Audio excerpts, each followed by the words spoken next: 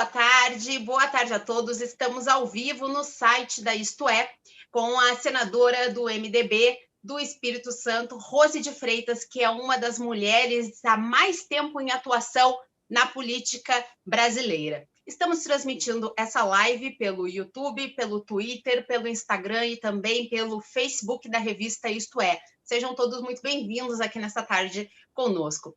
Rose de Freitas é senadora da República em seu primeiro mandato, mas isso não significa que Rose seja uma novata em política. Pelo contrário, são mais de 50 anos de atuação na vida pública. Rose tem em seu currículo, entre tantos carimbos, o de ter sido uma deputada constituinte, extremamente ativante e que auxiliou aí no momento super importante do país. Vamos conversar, então, com a senadora Rose de Freitas. Boa tarde, senadora. Seja muito bem-vinda à live da revista Isto É. Obrigado por ter aceitado o nosso convite. Muito obrigada. Eu agradeço muito a oportunidade que se tem de poder refletir em conjunto sobre esse Brasil que está vivendo quadros tão difíceis. Muito obrigada pelo convite.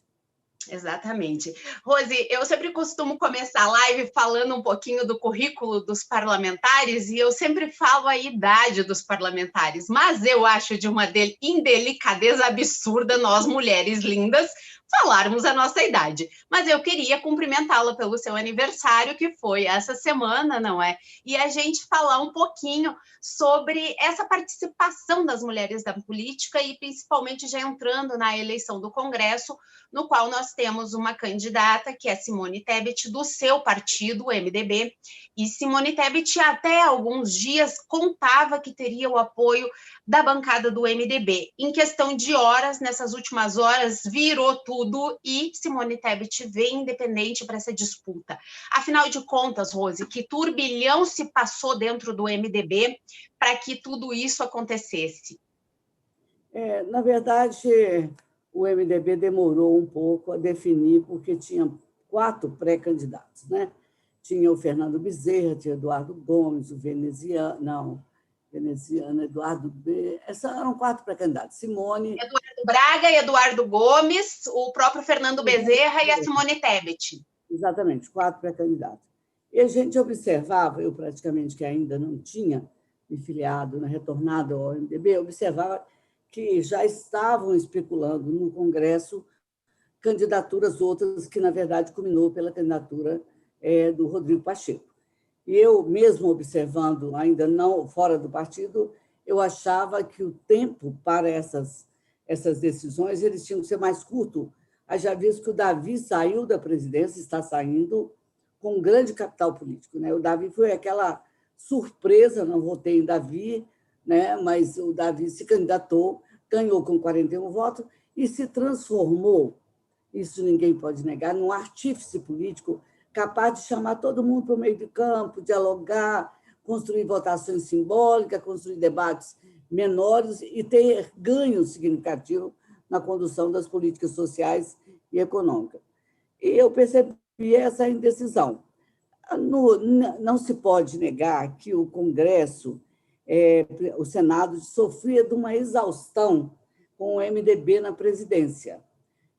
Por isso mesmo, foi medindo a capacidade de cada um e se chegou à conclusão que a Simone, com o que ela dizia e com o que alguns observavam, ela tinha capacidade de circular melhor nas outras legendas e obter apoios maiores à pretensão do PMDB presidir o Senado. E assim foi a candidatura dela. No dia da minha filiação, houve o lançamento. Eu até havia pedido, por estar chegando naquela hora, eu e veneziano, que nós tivéssemos mais tempo. Não aconteceu, ela se lançou candidata. Em seguida, tão logo a candidatura do Rodrigo passou a circular pelo Brasil, ele teve muitas adesões imediatamente, também pela capacidade de diálogo do Davi, e algumas previsões de sustentação política que a Simone tinha, apesar de ser uma pessoa muito bem relacionada e ter uma história política muito bonita, os partidos começaram a optar pela candidatura do Rodrigo.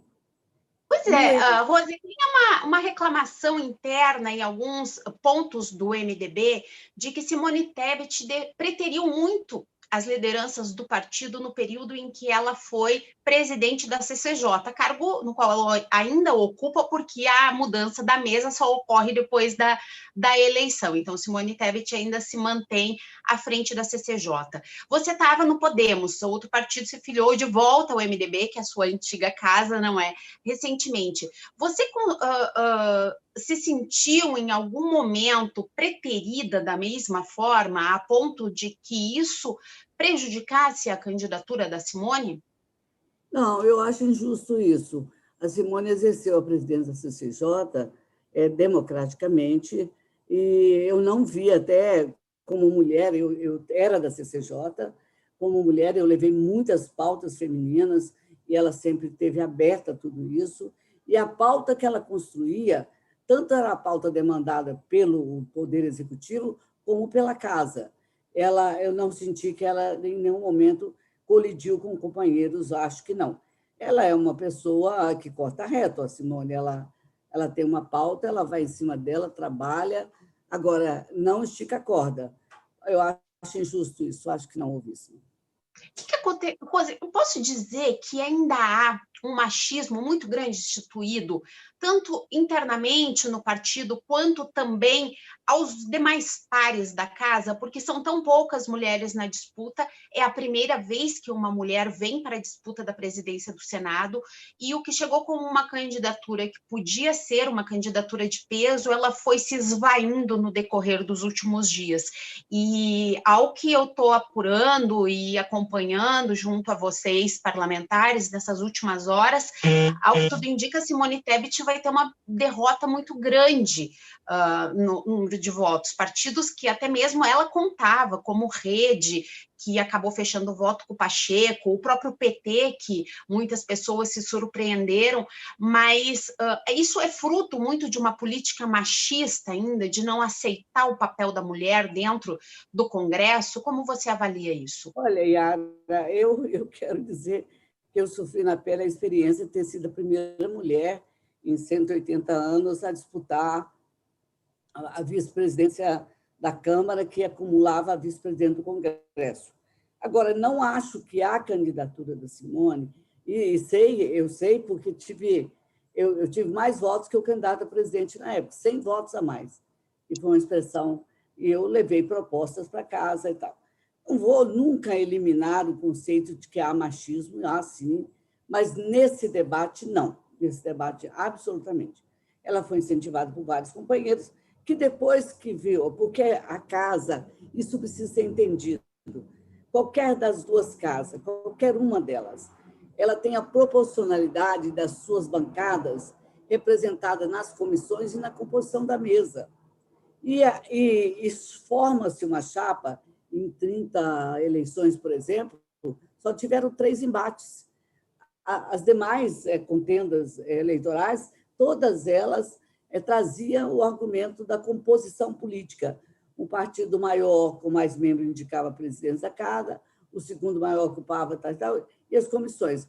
Não houve isso, a Simone, tanto é que ela foi presidir a CCJ, mesmo a CCJ cabendo, naquele momento, ao PSDB. Foi um acordo do PSDB, principalmente com o Tasso Gereissati e a Anastasia, para que ela pudesse presidir. Ela foi ofertada a vaga da CCJ a ela naquele momento, para além do partido, né? É uma articulação do Davi, até que tem que reconhecer isso, porque a maneira que ela agiu naquele momento beneficiou a candidatura, ela praticamente ficcionou a postura política dela com o PMDB, e aí a Simone teve a preferência, a Anastasia, que era o escolhido para aquela vaga, abriu mão e cedeu para a Simone. Então, assim, nunca vamos eliminar uma política cultural, secular, de que não haverá machismo em qualquer posição. Pode ser que uma parte disso seja, mas não é, nesse caso, nessa candidatura, nenhum machismo, até porque ela foi incentivada várias vezes. Faltou olhar, sabe o que é, Yara? O momento político. Esse momento é diferente de todos os outros, né? Como que você avalia esse momento, Rose? A gente sente que ele é diferente, mas para você que já viveu tanto a política brasileira, o que ele é diferente para você nisso tudo? Muita coisa diferente. Quando tem um embate democrático, através do voto se elege um presidente, ele leva com ele uma corrente política que vai se formando em torno do presidente. Quando ele chega praticamente com uma base na casa. Isso não aconteceu com o presidente Jair Bolsonaro. E depois disso, ainda tivemos momentos em que nós vimos um presidente da República em plena esplanada, com manifestantes que estavam lá dizendo fecha o STF, fecha o Congresso.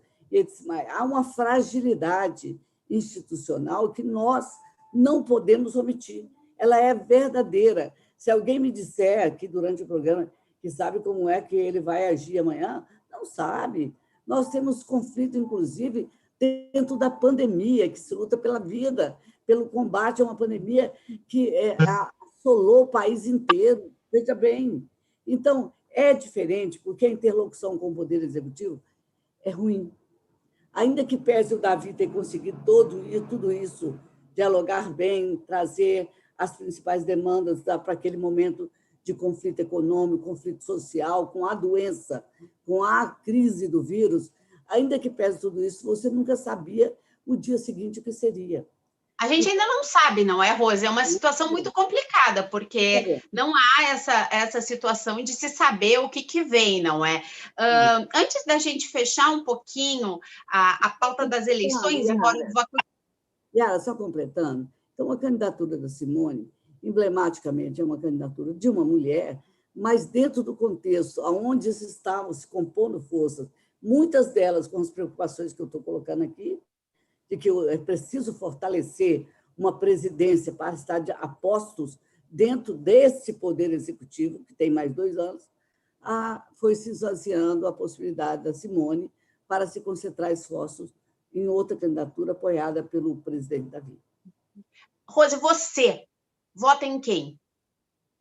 Eu tenho meu voto reservado para Simone. Agora, o que eu estou pedindo antes desse seu programa?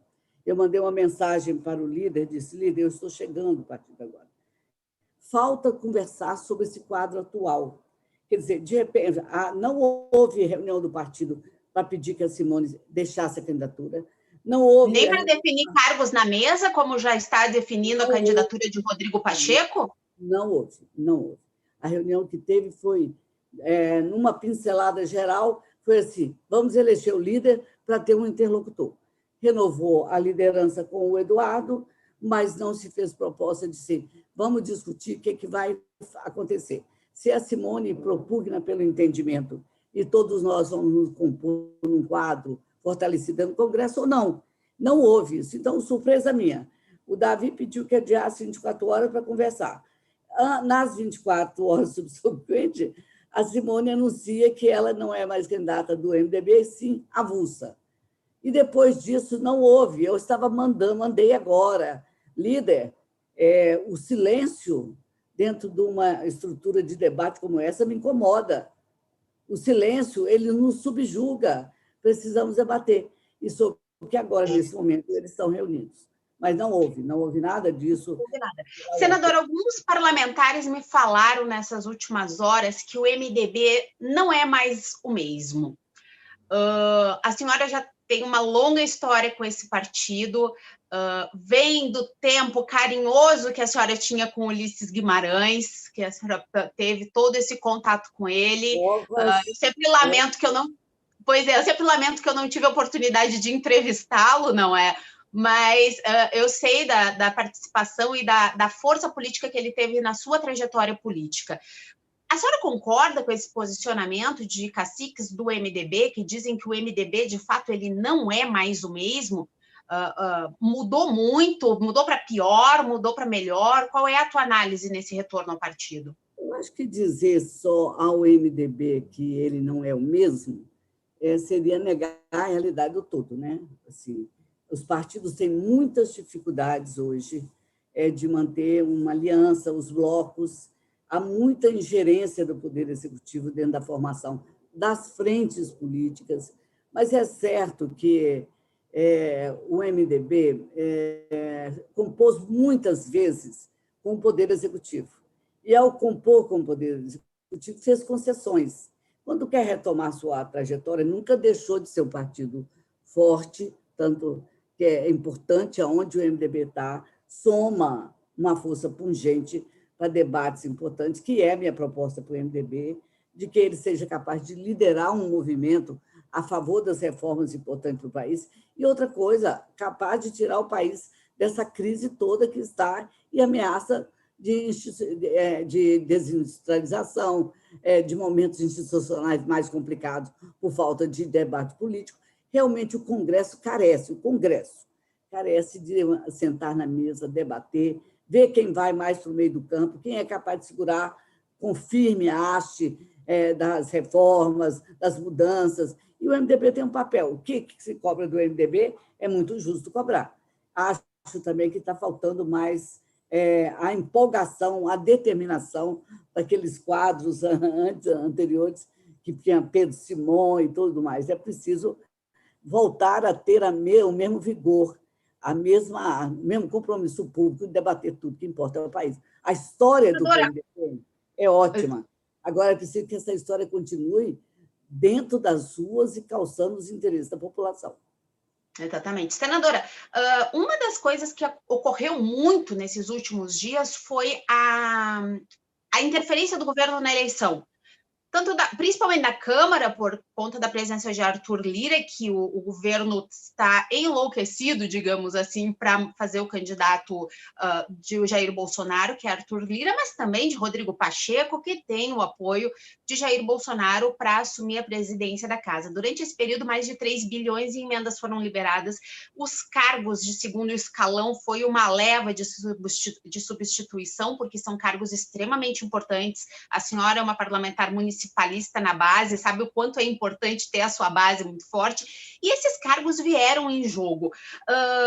Essa oferta de cargos, essa estratégia do tomar lá da cá, que esse atual governo dizia que não iria fazer isso e que está fazendo, quanto isso é prejudicial para o Congresso a partir de agora? Olha só, vamos ser bem realistas, isso nunca deixou de existir, nunca. Nenhum presidente deixou de atender a base que lhe dava sustentação. Quando você fala toma lá da cá, quer dizer, eu te dou isso e você me dá meu voto, que é a leitura mais exata da sua expressão, eu digo assim, o parlamento independente ele é muito valioso para a população.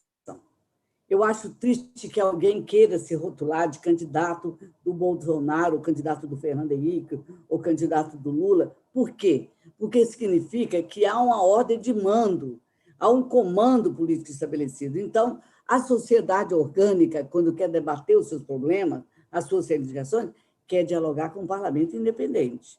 Não que já venha a priori estabelecido aquilo que o Palácio vai mandar. Então, nesse momento, veja bem, vamos falar um pouco de Rodrigo, né? Rodrigo começou lá atrás com enfrentamento, depois ele se transformou num artífice importante no debate. A sociedade confiava que, se não houvesse guarida no governo, o Rodrigo estaria lutando por essas demandas, por essas bandeiras. E acabou crescendo. Acabou quem queria matar o Rodrigo não queria matar mais, já reconhecia que ele tinha um valor preciso. O Lira diz, eu vi uma declaração da Simone, eu até falei isso para ela, que ela diz assim, eu votei mais com o governo Bolsonaro do que o Rodrigo Pacheco. Então, todo mundo nessa hora quer um pouco da paternidade do governo para ajudar a chegar. Mas, olha, eu digo, é tão importante. Eu presidi a Comissão de Orçamento, eu fui vice-presidente daquela casa e levei sempre a pecha da independência, mas não deixava de entender que é no debate que as afinidades se enxergam. O ponto de apoio, o ponto de convergência vem através da independência, não vem através do subserviente. Quem é que vai querer conversar amanhã com a Yara, que ela foi eleita pelo Bolsonaro? Não quero falar com ela, não, eu já sei o que ela pensa. Mas se a Yara é eleita pelo apoio do Bolsonaro, pelo apoio dos independentes, enfim, num conluio de força, a Yara tem força. A Yara é uma protagonista política interessante. Eu digo isso sempre. Eu acho esse toma lá da cá existiu sempre. Não se lembra da reeleição, o quanto acusaram o Fernando Henrique de ter aberto os cofres para passar a reeleição. Agora, não se deve ter nessa prática. Eu sou municipalista, todo ano estou lá apresentando as emendas, levei várias escolas para o meu estado e todas elas defendidas aqui na garganta, na tribuna, nas comissões, fazendo emenda. Não tem dinheiro. Eu ia no orçamento procurar onde tinha, mas acho que quando você fala assim, lhe dou tal emenda se você votar, você não vai ser tratado com respeito nunca, nem pela população, nem pelo governo. O próprio governo. Vai faltar nesse parlamento, aos parlamentares que aceitaram essa compra de votos, e eu aproveito para te perguntar se em algum momento te ofereceram emendas, cargos, pelo seu voto. Olha, a bem da verdade, eu acho que falta coragem. Falta coragem deles chegarem até você? Falta coragem, falta coragem. Tem que ter coragem, não é não? Eu conhecendo a jornalista Yara, que eu conheço, eu nunca vou chegar assim, Yara, eu te dou tanto, põe uma matéria lá no jornal. Não tem, sabe? Você já está no processo vendido, você não tem seu espaço digno para você exercer sua atividade, qualquer que seja, inclusive na política. Engraçado isso. Quando lançaram o Eduardo Bolsonaro para ser o embaixador lá nos Estados Unidos, em Washington, pensa bem. Eu via no plenário, anda para cá, anda para lá, anda para cá, eu via. E alguém me dizia assim, olha, aquela pessoa ali estava tentando cooptar fulano para apoiar. Eles davam a volta na minha mesa, passavam para o outro lado, nunca chegaram até a mim para dizer, olha, tem tantos milhões de emendas se você votar. Porque a minha posição de antemão já era essa, é essa. As pessoas, você já me falou, né? Contemporâneo de Ulisses, as pessoas com o passar dos anos, as pessoas conhecem em que porta vão bater. Ou seja, ninguém mexe com Rose de Freitas nesse aspecto. Rose, eu vou aproveitar um pouquinho, já que você falou de Eduardo Bolsonaro, e vou falar um pouquinho de Flávio Bolsonaro, seu colega de parlamento, senador do Republicanos do Rio de Janeiro, envolvido no escândalo das rachadinhas no Rio de Janeiro. Há pelo menos 2 pedidos de cassação protocolados contra ele no Conselho de Ética do Senado Federal, que não foi analisado pelo agora não, o Jami Campos, que é o presidente do conselho, né, que é do Democratas. O que acontece? Eles alegam que por conta da pandemia não puderam se reunir, como aconteceu com outras comissões. Mas o fato é que o processo está lá e parece que há um interesse de que isso fique dentro da gaveta. O parlamento não quer se indispor com isso. Como que você se sente perante a isso tudo? Há alguma possibilidade? Você pensa em de alguma forma mudar esse cenário, tentar auxiliar para que esse tipo de coisa não aconteça? Tem que mudar o ritual da comissão de ética. Comissão de ética, assim como nós estamos falando aqui remotamente, e como votamos remotamente, a comissão de ética pode ser analisar qualquer projeto remotamente. A pandemia é um obstáculo muito sério. Eu, por exemplo, tenho muita dificuldade de estar presente dentro do Congresso. Eu já fui lá nos tempos idos da ditadura, a gente já teve algumas consequências de algumas coisas que me trouxe para o meu pulmão, por exemplo. Eu tenho algumas restrições e morro de medo de pegar, porque tenho certeza que não sairei da UTI se chegar até lá. Mas digo que esse é um empecilho real, mas poderia reunir. Só que eu acho que o formato da comissão de ética precisa ser mudado. A comissão de ética tem que estar permanentemente em reunião, com pautas ou sem pautas. Ela tem que tratar, inclusive, de outras questões que envolvem dentro do parlamento. Por exemplo, você votar uma matéria fora do regimento interno, ou uma matéria inconstitucional, sabe? E insistir naquela matéria, e o presidente deixar passar, tudo isso, para mim, é questão de ética do parlamento. Acho que a comissão de ética já não tem mais aquele apelo que tinha, e a justiça também, para e passo, nessa questão do Flávio, tem que tomar as suas decisões. A cada dia que ela toma uma decisão, que ela procrastina, ela coloca uma dúvida terrível no meio do caminho desse processo. Espero que ela se decida na justiça e que a Comissão de Ética também cuide desse assunto. Você já tem um longo trabalho aí nesses 2 anos de uma nova mesa diretora, não é um novo comando no Senado para vocês trabalharem em relação a isso. Eu vou trazer e vou manter um pouquinho no governo Jair Bolsonaro, Rose, até porque você lembrou da questão da ditadura militar, você sofreu as consequências da ditadura militar, bastante intensas, com torturas, enfim. Qual seria a palavra que você usaria para resumir o governo Jair Bolsonaro? E eu até quero só fazer uma observação, porque eu te chamei de você, talvez alguns dos nossos telespectadores venham me dizer, nossa, você chamando de você uma senadora da República, mas é que a gente conversa tanto, e não só com você, com outros parlamentares. Por favor. Pois é, eu me sinto mais à vontade fazendo as perguntas, e eu sei que eu não estou te ofendendo nessa situação, te chamando de você. Mas, Rose, qual seria a palavra que você usaria para resumir o governo de Jair Bolsonaro hoje? Olha, Yara, eu sinto uma pena de que o Brasil tenha votado, e a democracia sempre merecerá, e é a que eu mais cuido, como se fosse uma filha, merecerá de mim o meu maior apreço, a minha maior dedicação, e longe dela nada, longe da democracia nada. Mas eu sinto tanta pena do Brasil ter votado essa última eleição, com raiva de alguém, como dar o troco a alguém. Se o PT decepcionou, então eu vou colocar lá o Jair Bolsonaro, sem ter cobrado dele nada, não cobrou um programa, não cobrou uma proposta, não cobrou um debate. Ademais, tem que se fazer justiça, ele não pôde comparecer depois que ele sofreu aquele atentado.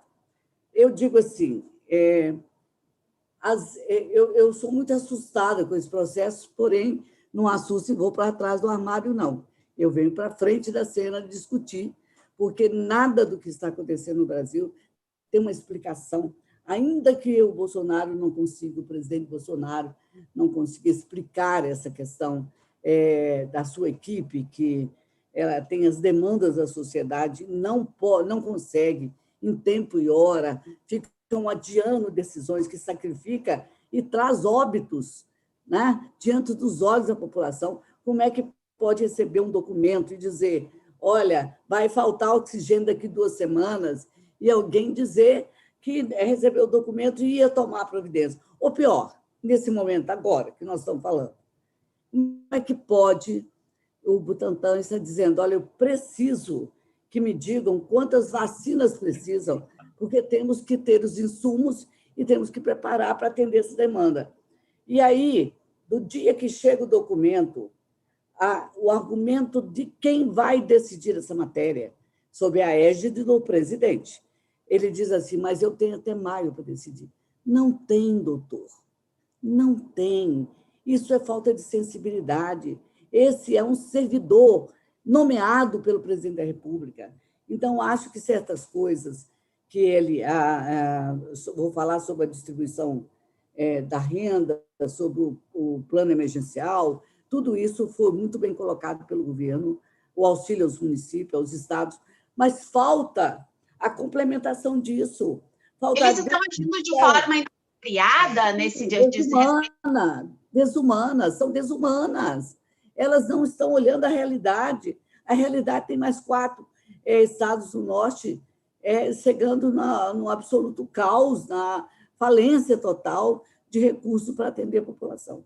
Então, um presidente da República, primeiro eu quero dizer que eu me declaro parlamentarista. Eu acho que um homem e uma caneta é muito poder. E tanto é poder que, fora desse homem, dessa caneta, nada se pode fazer.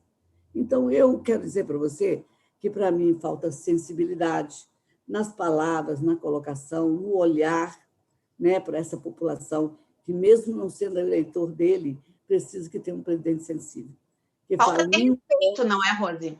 Nenhuma vida perdida a mais. Tira o ministro da Saúde, coloque alguém que entenda cientificamente desse momento, que humanamente saiba administrar essas questões, que procure socorro onde precisar. A exemplo do Teomário, que foi lá para a Venezuela, conversou com o ministro lá e trouxe oxigênio. Está certo? Exatamente isso que eu ia te perguntar com relação ao Pazuello. Se você considera despreparado o ministro Eduardo Pazuello para estar no cargo. E tem mais uma questão que eu queria que você falasse, porque você foi uma defensora no Senado de um projeto que determinava um prazo curtíssimo para a Anvisa para análise, não é, das vacinas e dos pedidos. E nós tivemos aí essa demora da Anvisa para liberar a vacina. Quantas vidas poderiam ter sido poupadas? Isso é dessa inabilidade do governo, desse despreparo do ministro da Saúde na sua análise? É mais do que isso, é um total descompromisso com a vida da população brasileira. Quando nomearam o Pazuello para ser ministro, tiraram o Mandetta, que fazia um papel excelente, tinha uma comunicação direta com a população sabia dia a dia, a 3, 4 vezes o dia, hora a hora, o que estava acontecendo. E essas informações abundantes, elas conscientizaram a população que não era brincadeira, não era uma gripezinha, né? Não era um resfriadozinho, era uma coisa grave. Só a ciência poderia orientar as políticas públicas no seu tempo, escaladamente, aonde precisava tomar tal atitude, quando, e a vacina. Eu vi aquela como é que fala, gente? A infectologista Margarete verter lágrimas. Por que não temos vacina? A ciência pode falar isso, porque ela sabe o tempo exato em que, tendo as condições, tendo sido demandado, os laboratórios, os institutos, e dando as condições, é claro que a vacina estaria. Então, como é que uma pessoa, o presidente da República, ouve o seu ministro, que deixou de colocar oxigênio em tempo lá em cima, que diz que tem até maio para responder se vai comprar vacina? Não pode, não tem aceitação. Não pense que aqueles bolsonaristas de carteirinha, se tiver um caso na sua família, não vai pensar que faltou atitude do presidente da República. Então, nos acertos que ele teve, eu estava lá votando com ele, mas agora, nos erros que ele está tendo, não é erro que se conserta amanhã com uma nova rodovia. São vidas que vão para debaixo da terra e acabou. São perdas insubstituíveis. E isso, eu digo, não reconheço o presidente da República como uma pessoa que tenha condições de levar adiante esse país, não só com a pandemia, como a necessidade de se reabilitar economicamente para poder devolver empregos, porque as pessoas voltaram a passar fome. Porque chegou o momento do impeachment, Rose, na sua análise? Chegou o momento do impeachment na sua análise? É hora de o Congresso se mobilizar para isso? Não. O país não vai suportar isso. O país não vai suportar. Imagine desorganizado, com a saúde sendo questionada, sendo colocada em risco a vida de todos os brasileiros, você parar, porque o impeachment não é só tirar o presidente, não. Tem consequências.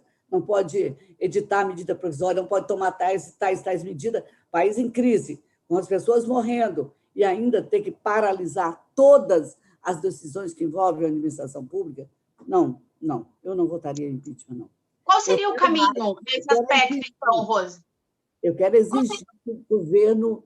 Não, temos... É isso, nessa hora, é que chega aquela pergunta inicial lá atrás. Os partidos não são mais os mesmos, eles estão desconhecendo a força que têm, eles desconhecem o papel do Congresso Nacional. Eu vi que a comissão da Câmara já está exigindo do ministro, coisa que eu falei 300 vezes no Senado, que ele diga qual o dia que ele pediu, quanto ele pediu de vacina, a quem ele pediu de vacina, cadê o pedido formal, ele pagou, não pagou, porque as vacinas, então, aí são os que São Paulo adquiriu. Agora que estão chegando as outras. Ou seja, o Congresso tem que se mobilizar, fazer a cobrança, fazer cumprir planos de vacinação concretos, fazer com que a vacina chegue. O papel do Congresso nesse aspecto é deixar de ser inerte e esperar o governo, mas fazer com que o governo haja. Essa é a sua opinião. Deixar de querer, de achar que você, ao fazer isso, você vai ser hostilizado pelo governo que não vai liberar sua emenda. Então, a população que elegeu não voga nada, não conta nada, não importa nada. As estatísticas que todo dia vão para a televisão do número de mortes, que ultrapassa 1.000 novamente, não importa. Então, é a classe política, eu costumo dizer isso, até sei que alguns colegas ficam meio irritados, eu disse assim, a classe política não tem pressa e não olha na mesma direção que o povo está olhando sempre. Se olhar na mesma direção, o espetáculo maior desse momento não são as eleições das duas casas, que é uma atitude corriqueira a cada 4 anos, a cada 2 anos, inclusive, eleição da mesa e tudo mais. Vai olhar para a necessidade maior do Brasil, que está o segundo país em que mais morre gente em consequência da pandemia. É triste, não é, Rose? Pensar que a questão política sempre entra nessa situação. Num pouquinho dessa questão política, como é que a senhora, como é que você avalia, Rose, o embate que se criou entre Jair Bolsonaro e João Dória no que diz respeito à vacina? Porque se não houvesse uma mobilização que partisse de São Paulo para, de fato, a vacina chegar, talvez até hoje não tivéssemos vacina. E isso tudo se transformou numa guerra política no qual todos nós sofremos. Punir quem fez o dever de casa? Eu não tenho nenhum relacionamento com Dória. Eu acho que eu vi Dória 2 vezes na minha vida, né? Mas, assim, punir quem fez o dever de casa? Querer fazer briga, porque daqui a 2 anos, antevendo uma disputa em que os dois podem estar disputando a presidência da República, isso é muito pequeno diante do sofrimento do povo brasileiro. É muito pequeno diante do sofrimento do povo brasileiro. E outra coisa, não há mentira que se sustente. Quem comprou vacina, por que não chegar e falar vamos juntar com São Paulo e vamos adquirir vacina para a população brasileira? Isso, sim, tem dignidade no processo político. Agora, eu nem ouço, sabe? Você quer saber? Se tiver uma discussão numa sala que o Dória fez isso ou que o Bolsonaro fez, eu saio. Eu vou procurar solução para os problemas que estão afligindo o meu Estado e o meu país. Eu acho que é muito pequeno estar dizendo quem é o dono da coronavírus, da Coronavac. E é o que nós estamos passando nesse momento, porque há toda essa... Eu acho que a imprensa não devia dedicar uma linha para sustentar essa contenda idiota, sabe? E que nós sabemos quem são os culpados, aonde querem nos levar, por que está faltando vacina. Não pense que o cara que mora no casebre, no alto do morro, ele não tem notícia, porque quando ele desce lá na padaria, quando ele pega o ônibus, ele ouve as informações. Não tem cidadão hoje que não tem informação devida sobre o que está acontecendo no Brasil. Portanto, deixa a disputa para chegar daqui a 2 anos. Agora, a disputa é pela vida, tá? E todo mundo, se olhasse para essa direção, ia ver que o povo brasileiro, não vou dizer assim, o povo está decepcionado, o povo está esperando ainda, tá? Porque esse povo humilde é cheio de esperança.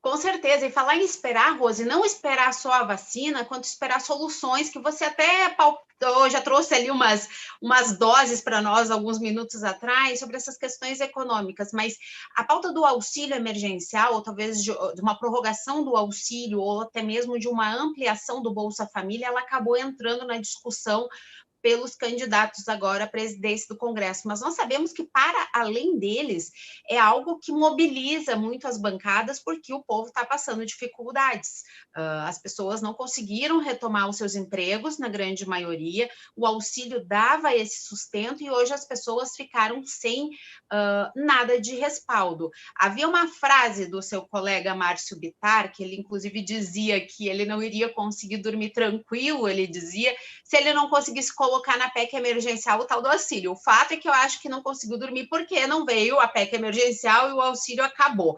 Como é que a senhora avalia isso, senadora?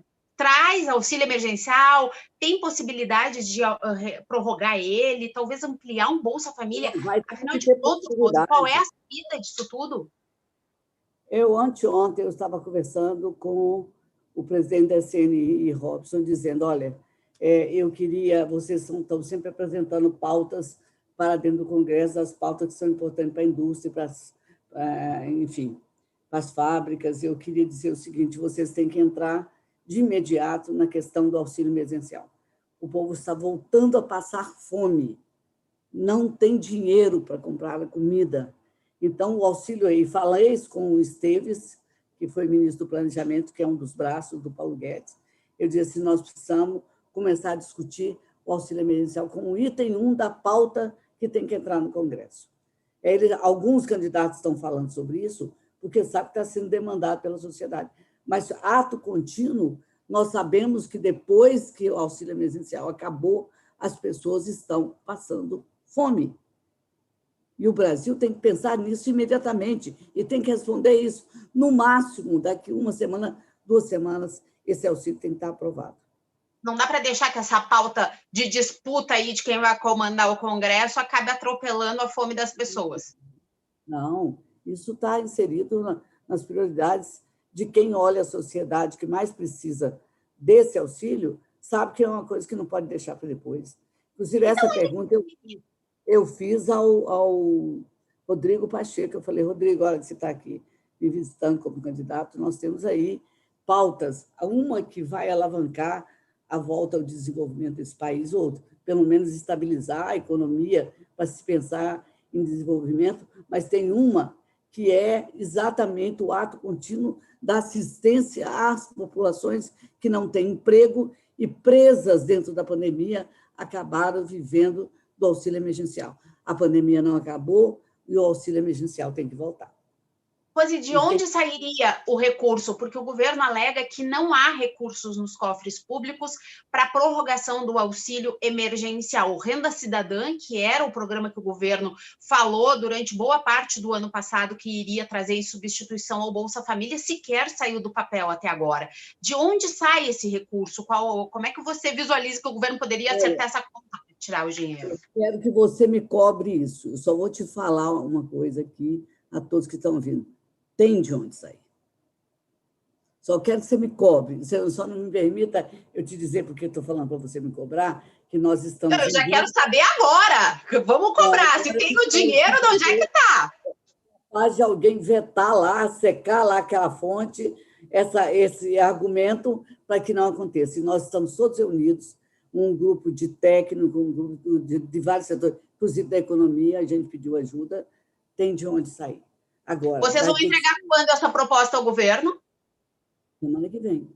Semana que vem, dizendo exatamente de onde sai o dinheiro e seria suficiente para suprir a demanda de quantas famílias no país hoje em situação de risco? É aquela que está demandada em situação de absoluta miséria absoluta, né? Cerca de 8 milhões de brasileiros, porque o governo queria ampliar para cerca de... Eles falam de 12 milhões de brasileiros. 12 milhões de brasileiros. E isso seria por quanto tempo, segundo os estudos de vocês? Agora você tem que... Essa é uma pergunta mais complexa, porque você tem que pensar que o Brasil está numa crise econômica muito grande, e já que não se vota reforma de natureza nenhuma, porque em nome do impasse não se faz nada, né? O impasse pode ser um momento até de indefinições, mas não pode ser permanente. Há um projeto de reforma tributária da Câmara, há um do Senado, há um do Paulo Guedes e há um da sociedade. Sentem na mesma mesa... Não, verdade, não é? Tem projeto, mas reforma tributária que é bom não temos. Afinal de contas, isso vai sair do papel? Não, no papel já está, Yara. Todos sair do papel. Porque elas estão em papéis. Não, tem que ir para votação.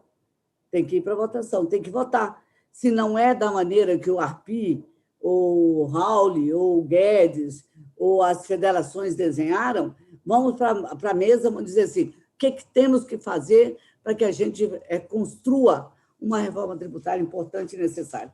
Como é que vai falar em desenvolvimento do Brasil sem essa reforma, a famigerada reforma? Eu ouço isso há 20 anos. Há 20 anos. Agora é hora de fazer, não tem outra maneira. Portanto, eu acredito que, se o Congresso estiver atento à realidade do Brasil e não quiser levá-lo totalmente à derrocada final, com os brasileiros morrendo até de fome, é preciso que se volte a atenção para as reformas. Primeiro, o auxílio emergencial. Quanto tempo vai durar?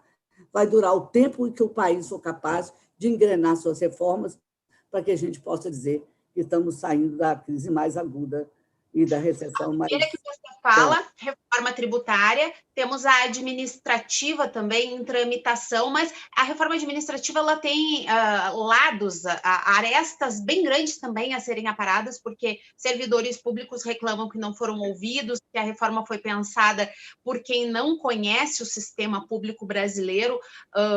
Como que vocês estão fazendo para que essa reforma também possa andar dentro do Congresso? Olha, a reforma administrativa foi apresentada, ela não está completa, inclusive pela necessidade de ciclo de debate. Agora, não fazer o debate também é uma maneira de não votar a reforma administrativa. Portanto, eu acho que tem que pegar primeiro a reforma tributária, né? Paralelo a isso, promove-se os debates para aperfeiçoar essa reforma administrativa e o pacto federativo ao mesmo tempo. Uma coisa não invalida a outra. O fato que o Brasil precisa caminhar e as pautas têm que andar dentro do Congresso Nacional. Tá? Preferencialmente que olhe hoje a situação da precariedade, da miséria, famigerada miséria absoluta da população brasileira que já teve finalizado o seu auxílio emergencial. E, paralelo a isso, não tem nada que impeça que a gente se debruce. Eu brigava, porque, como recesso de quê? Nós estávamos parados por quê? Nós estávamos votando remotamente. Não tinha razão para parar a votação, entendeu? Não tinha razão para que a gente deixasse de votar matérias importantes. Esse país, esse Congresso, sequer instalou a Comissão de Orçamento. Fica feio para os políticos, não é, Rose, explicar isso para a população, não é? Como população, sempre questiono vocês e eu fico pensando, como é que vocês conseguem explicar isso para a população? É feio parar, é feio fazer. Eu saio desse vocês aí, porque toda sessão eu parecia uma bigorna velha, batendo, falando todo dia sobre a necessidade da reforma, apresentando projetos. Não tem um projeto que entra na sala que eu não discuto, que eu não emendo. Eu acho que agora chegou a hora, a folha encostou na parede, não tem por que a classe política nem tentar justificar que ela não leve adiante essas pautas primordiais. Não tem. Isso é brincar de ser Congresso e é brincar com os brasileiros, sabe? Eu disse isso muito consciente de que uma andorinha não faz verão, mas tem algumas dezenas de pessoas que pensam assim. Então, agora, tem que estar disposto a ficar todo dia cobrando, inclusive parar as outras pautas que não têm importância para fazer urgente e urgentíssima em cima dos temas que estão sendo cobrados aí pela sociedade produtiva também. Rose, você foi presidente da Comissão de Orçamento e nós não temos ainda nem o orçamento votado por conta das brigas de poderes. Quem é que quer mandar mais que o outro, né? Naquela época, você lembra, Yara? Tinha 4 anos, o Brasil era manchete no mundo inteiro, 4 anos que não se votava o orçamento da União.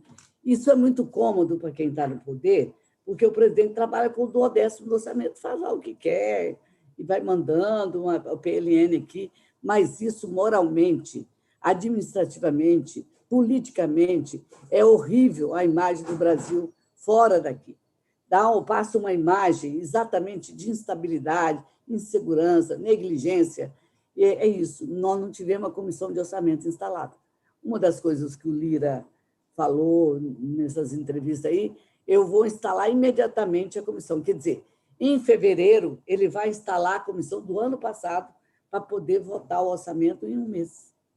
Porque era interesse, sabemos bem, não é, dos partidos que integram o Centrão, comandar essa comissão, que é uma comissão que mexe com o dinheiro público. Mas ela é obrigatória, constitucionalmente, ela tem que ser instalada, ela tem que votar, o orçamento tem que existir. Não adianta ser do interesse de um segmento político. Eu até nem acredito que possa alguém falar em política no Brasil sem falar que vai mostrar o planejamento e os recursos para ser aplicado na educação, na saúde. Nós estamos cobrando vacina. Não tem dinheiro? Tem sim. Vamos lá olhar no orçamento que não foi votado. Onde é que estava o dinheiro lá para a previsão da compra dessas vacinas? Então, é uma brincadeira absurda. Eu acho que o povo não está tendo mais tolerância sobre isso, não. Está faltando um pouco para essa classe política mais nova respeitar um pouco mais o seu eleitorado, na sua análise? Está faltando a toda a classe política, toda a classe política. O Congresso, como uma instituição de poder máxima, né? O Poder Legislativo está todo representado dentro do Congresso. Falta que eles entendam que eles fazem parte desse tripé, as três pernas, executivo, judiciário e legislativo. Muitas vezes reclamam que o Poder Judiciário legisla no lugar do Parlamento. Não, muitas vezes ele vai lá exatamente tomar posição de matérias que estão há 10, 12 anos paradas no Congresso e que, por conflitos de segmentos ideológicos, não se resolveu. Difícil, né? Bom, Rose, nós estamos chegando ao fim dessa nossa live, não é? Com você, senadora Rose de Freitas, do MDB do Espírito Santo. Queria te dar a oportunidade de fazer aí uma última manifestação para nós durante essa nossa live, que durou aí quase 1 hora já. São assuntos longos, que nunca encerram. O Brasil está aí nas mãos do Congresso e você tem uma participação extrema junto a isso tudo. Rose, qual o recado que você deixa para a população agora? Principalmente pensando com todas essas dificuldades que nós passamos, vacina, pandemia, auxílio emergencial, reformas que não andam. O que você diz para todo mundo agora? Olha só, primeiro, no que me cabe na representação honradamente que eu trouxe do Espírito Santo, ninguém com a minha história, sem representação do setor empresarial, sem ter comandantes políticos apoiando, chegaria ao Senado Federal. Então, eu digo, sem nenhuma sombra de dúvida, que o artigo da Constituição que diz que todo poder emana do povo e em seu nome será exercido, é absolutamente verdadeiro. No dia que o povo quiser tomar as rédeas e empurrar contra a parede toda essa inércia que nós estamos vivendo, a inércia, os equívocos e os desmandos. E tenho certeza que as pessoas não ficarão acomodadas como estão. E dizer às mulheres, nós temos 2 mulheres aqui na tela, não posso deixar de dizer que tenho certeza que a política exercida com mais mulheres, ela terá uma afirmação democrática maior. A mulher tem muita ternura, muita sensibilidade, muito determinada, como a senhora Yara, que está aqui na minha frente, jornalista, que tem uma trajetória belíssima e que hoje está aqui debatendo os problemas do país. É dizer isso, incansavelmente. Não, o preço da liberdade é a eterna vigilância. Então, hoje a gente tem que vigiar até se alguém quiser atentar contra a democracia.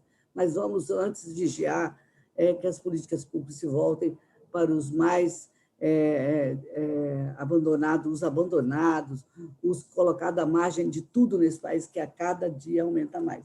Então, vamos fazer com que esse povo seja, esse poder seja mais humano, mais sensível e mais comprometido com as grandes causas desse país, que não são grandes chaminés, grandes indústrias, são também, mas, sobretudo, são as populações que estão aí sofrendo a deriva do poder maior. Com certeza. Rose, mais uma vez, obrigada pela sua entrevista, seu tempo aqui conosco. Em nome da Isto É, eu gostaria de agradecer a sua participação, senadora Rose de Freitas, do MDB do Espírito Santo, e, claro, a todos os nossos ouvintes que estiveram conosco, acompanhando de casa, do escritório, por todas as redes sociais da revista Isto É. Muito obrigada, todos tenham uma boa tarde e nos encontramos, então, aí na próxima semana. Boa tarde, mais uma vez, muito obrigada, Rose. Obrigada.